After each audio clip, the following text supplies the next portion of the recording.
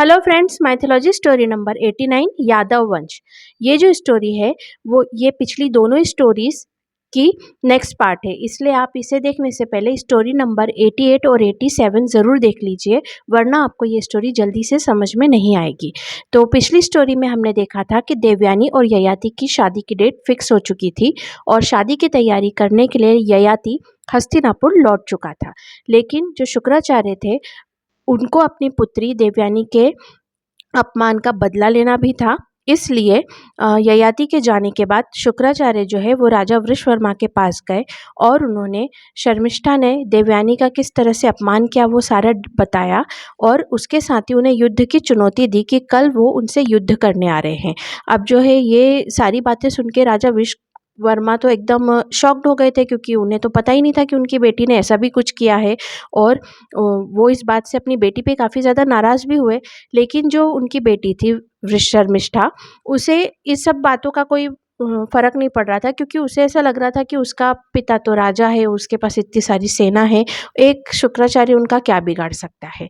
लेकिन वो शुक्राचार्य के बारे में जानती नहीं थी कि वो असल में कौन है। अब नेक्स्ट डे जो है शुक्राचार्य अकेले राजा वृषवर्मा के पास युद्ध लड़ने आए और एक तरफ राजा वृषवर्मा थी, उनकी पूरी सेना थी और दूसरी तरफ शुक्राचार्य अकेले थे और अकेले शुक्राचार्य ने वृषवर्मा की पूरी सेना खत्म कर दी।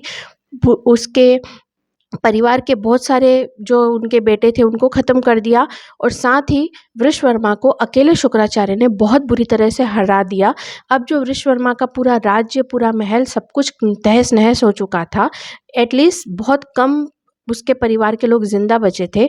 एंड फाइनली जो वृषवर्मा है उन्हें शुक्राचार्य के सामने अपने जो प्राणों की मतलब याचना करनी पड़ी कि प्लीज़ मेरे जान मत लो, मुझे ज़िंदा छोड़ दो। और जो शर्मिष्ठा थी, शुक्राचार्य की ये पावर देख के शर्मिष्ठा बुरी तरीके से डर चुकी थी, क्योंकि अभी तक जो शर्मिष्ठा को घमंड था कि मैं तो राजा की बेटी हूँ, मुझे कोई कुछ नहीं कह सकता, तो ये घमंड पूरी तरीके से ख़त्म हो चुका था, क्योंकि शुक्राचार्य ने उनका राज्य, उनका राजा सब कुछ ख़त्म कर चुके थे और अब जो है उनके पिता की जान बचाना भी शुक्राचार्य के हाथ में था और शर्मिष्ठा बहुत बुरी तरह डर चुकी थी। और वृषवर्मा ने शुक्राचार्य से कहा कि मुझे माफ़ कर दो, बस मैं यहाँ से चला जाऊँगा, दूर चला जाऊँगा, मैं पृथ्वी लोक ही छोड़ दूँगा, मतलब पूरी पृथ्वी छोड़ के मैं चला जाऊँगा और मेरी बेटी ने जो आपकी बेटी का अपमान किया है, तो मैं दंड स्वरूप अपनी बेटी को आपकी बेटी की दासी बनाता हूँ। आज से जो है शर्मिष्ठा देवयानी की दासी है और वो उसकी घर में नौकर बन के रहेगी, ये उसकी सज़ा है, तो आप प्लीज़ हमें माफ़ कर दो। तो ये सब सुन के शुक्राचार्य ने वृषवर्मा को माफ़ कर दिया। वृषवर्मा ने अपने अब वो वृषवर्मा जो है वो भी शर्मिष्ठा से बहुत ज़्यादा नाराज़ हो चुके थे, क्योंकि आज उनका जो एक बसा बसाया राज्य था वो सब शर्मिष्ठा की एक बेवकूफ़ी की वजह से ख़त्म हो चुका था। तो वृषवर्मा ने अपनी पत्नियों और जो भी उनके बेटे बचे थे जिंदा, उन बेटों को लेकर के जो है पृथ्वी को छोड़ करके अतल लोक, जहाँ पर असुरों का निवास स्थान है, वहाँ पर जाकर निवास करने लगे और शर्मिष्ठा को देवयानी की पर्सनल दासी बना दिया गया। अब जो है शादी की तैयारी हो चुकी थी और शादी की डेट भी आ गई थी, तो हस्तिनापुर से ययाति जो है वो बारात लेकर के देवयानी से विवाह करने आए। तो जो बारात आई तो हस्तिनापुर अच्छा खासा संपन्न राज्य था, तो इतना मतलब वो बोलते हैं ना, भव्य बारात को देख करके शर्मिष्ठा तो एकदम दंग रह गई कि ओ माय गॉड, इतना बड़ा राजा इससे शादी करने आया है देवयानी से, जिसे वो एकदम डाउन समझती थी अपने आप से। और इसके साथ ही जो ययाति थे वो काफ़ी गुड लुकिंग और अट्रैक्टिव थे, तो इतना सुंदर इस राजा है जिसकी शादी देवयानी से हो रही है, शर्मिष्ठा बुरी तरीके से जेलस फील कर रही थी।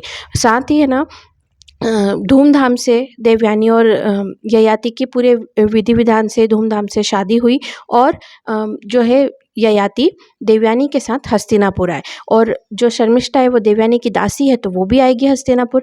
अब जब वो हस्तिनापुर आए तो जो शर्मिष्ठा ने देखा, क्योंकि वृषवर्मा तो असुर का राजा था, उनका कोई बहुत बड़ा राज्य नहीं था, लेकिन हस्तिनापुर जो है वो बहुत बड़ा राज्य था और चंद्रवंशीय राजा थे ययाति और उनके पास बहुत सारे पैसे थे, बहुत सारा धन संपत्ति थी और इतना सुंदर और इतना बड़ा राज्य था। तो ये सब देख करके शर्मिष्ठा एकदम दंग रह गई कि ओ माय गॉड, इतना बड़ा राज्य के साथ में देवयानी का विवाह हुआ है और देवयानी का एकदम ग्रैंड वेलकम हुआ और उन्हें रानी के पद पे बिठाया गया, उनके जो है ना राज्याभिषेक हुआ एज अ क्वीन हस्तिनापुर की। ये सब देख देख के शर्मिष्ठा को बहुत ज़्यादा जेलस फील हो रहा था।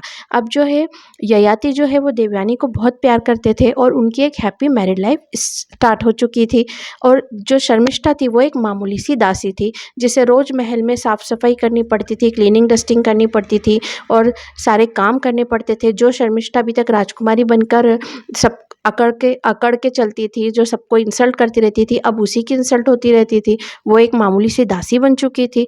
तो अपने सिचुएशन को ठीक करने के लिए शर्मिष्ठा ने सोचा कि अगर वो किसी तरह ययाति को के साथ कोई अफेयर कर ले, उसे अपने प्रेम में डाल ले, तो क्योंकि जो राजा रहते थे वो तो एक से ज़्यादा शादियां करते थे, तो मैं भी ययाति की वाइफ बन जाऊंगी। और अगर मैं ययाति की वाइफ बन अगर शर्मिष्ठा ययाति की वाइफ बनेगी तो वो भी हस्तिनापुर की एक सेकंड क्वीन बन जाएगी और वो फिर आराम से रहेगी। तो अब शर्मिष्ठा का टारगेट हो गया था कि किसी तरह वो ययाति के साथ में अफेयर शुरू कर दे। लेकिन ययाति जो थे वो देवयानी से काफ़ी प्रेम करते थे और पूरी तरीके से देवयानी को से समर्पित थे, बिल्कुल देवयानी का ही ध्यान रखते थे। और शादी के 2-3 महीनों बाद ही देवयानी प्रेग्नेंट हो गई और जब टाइम पूरा हुआ तो देवयानी ने एक पुत्र को जन्म दिया जिसका नाम यदु रखा गया। जब यदु 2-3 महीने का हुआ तब देवयानी दोबारा प्रेग्नेंट हो गई और फिर जब उसका जो टाइम पीरियड कंप्लीट हुआ तो जो देवयानी ने एक दूसरे पुत्र को भी जन्म दिया जिसका नाम तरवसु रखा गया। अब जो थी देवयानी थोड़ी सी फिजिकली वीक हो चुकी थी और उसके 2 छोटे-छोटे बच्चे थे, तो वो बच्चों में बिज़ी हो चुकी थी। तो वो ययाति पर ज़्यादा ध्यान नहीं दे पाती थी। अब जो है अपने बच्चों में की परवरिश में देवयानी थोड़ी बिज़ी हो गई थी, तो यही सही मौका था जिसमें शर्मिष्ठा जो है वो ययाति को अपनी तरफ अट्रैक्ट करने लगी। धीरे धीरे उन दोनों का, ययाति और शर्मिष्ठा का बीच में एक सीक्रेट अफेयर स्टार्ट हो चुका था और इसी अफेयर के चलते शर्मिष्ठा भी प्रेग्नेंट हो गई थी। अब जब वो शर्मिष्ठा प्रेग्नेंट हुई तो वो बहुत खुश हुई। उसने सोचा कि अब वो ययाति से शादी कर लेगी। तो शर्मिष्ठा ने ययाति से कहा कि वो प्रेग्नेंट है और अब उन्हें शादी कर लेना चाहिए और वो भी जो है हस्तिनापुर की सेकंड क्वीन बनना चाहती है। तो ययाति ने ना उसे थोड़ा सा टालने लगा और हस्तिनापुर से दूर एक स्थान पर एक भवन जो था वहाँ पर ययाति ने शर्मिष्ठा को शिफ्ट कर दिया और कहा कि अभी तो तुम प्रेग्नेंट हो, पहले बच्चे का डिलीवरी हो जाए उसके बाद में हम शादी कर लेंगे। ऐसा करके ययाति ने शर्मिष्ठा को थोड़ा सा टाल दिया। अब शर्मिष्ठा जो थी वो उस महल में जाकर के, मतलब एक छोटा घर था, उस घर में जाकर के रहने लग गई और समय के साथ उस शर्मिष्ठा ने एक पुत्र को जन्म दिया जिसका नाम पुरु रखा गया। और जो है ययाति जो है वो देवयानी के साथ में और अपने पुत्रों के साथ हस्तिनापुर में रहता था और हर महीने कुछ दिनों के लिए शर्मिष्ठा के पास आ जाता था, वहाँ पर भी रहता था और हर महीने जो है शर्मिष्ठा के पास वो पैसे पहुंचा दिया करता था जिससे उसकी ज़रूरतें पूरी हो सके। जब पूरे 2-3 महीने का हुआ तब वो शर्मिष्ठा दूसरी बार प्रेग्नेंट हो गई और दूसरी बार में शर्मिष्ठा ने एक और पुत्र को जन्म दिया जिसका नाम अनु रखा गया। और इसी प्रकार कुछ समय बाद शर्मिष्ठा तीसरी बार प्रेग्नेंट हुई और तीसरे पुत्र का नाम ध्रुवयु रखा गया। अब जो है शर्मिष्ठा 3 बेटों की माँ बन चुकी थी, लेकिन अभी तक ययाति ने शर्मिष्ठा से शादी नहीं की थी।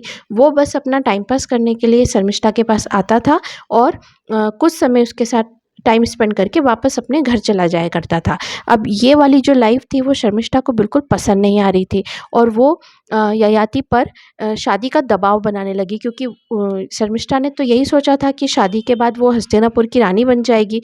लेकिन ययाति को अब शर्मिष्ठा में और कोई ज़्यादा इंटरेस्ट रहा नहीं था। वो उसके साथ काफ़ी रह चुका था और अब वो शर्मिष्ठा से बोर हो चुका था। तो अब ययाति ने शर्मिष्ठा के पास आना ऑलमोस्ट बंद कर दिया था, बहुत कम आता था। बस वो पैसे पहुंचा दिया करता था अपने सैनिकों के माध्यम से और जो है शर्मिष्ठा अपने 3 बच्चों के साथ एकदम आइसोलेटेड हो गई थी, क्योंकि वो किसी से बात भी नहीं कर पाती थी, कोई उसको जानता भी नहीं था। और जो देवयानी थी, देवयानी की तो वो एक दासी थी, और वो देवयानी शर्मिष्ठा को ऑब्वियसली पसंद तो करती नहीं थी। तो जब शर्मिष्ठा महल छोड़ के चली गई थी, तो देवयानी ने इतना ध्यान भी नहीं दिया। देवयानी के हिसाब से अच्छा ही हुआ जो चली गई, क्योंकि वो शर्मिष्ठा को अपने साथ रखना भी नहीं चाहती थी। अब जो है एक तरीके से ययाति शर्मिष्ठा के पास जाना बिल्कुल बंद कर चुका था, और पूरा टाइम अपनी पत्नी और अपने बच्चों के साथ हस्तिनापुर में ही रहता था। और ऐसे करते करते देवयानी और शर्मिष्ठा के बच्चे अब थोड़े बड़े हो चुके थे, और अब जो है शर्मिष्ठा स्टैंड लेना चाहती थी। अब उसे अपना अपना हक चाहिए था, क्योंकि अब वो समझ चुकी थी कि ययाति को अब उसमें और कोई ज़्यादा इंटरेस्ट नहीं है।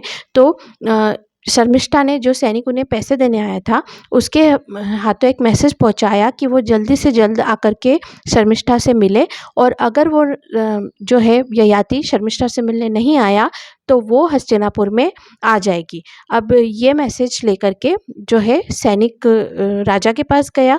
तो ये मैसेज सुन कर के ययाति जो है वो शर्मिष्ठा से मिलने उसके घर गया। और इसके आगे क्या होता है, इसकी स्टोरी जानने के लिए मिलते हैं नेक्स्ट पार्ट में। Okay, bye.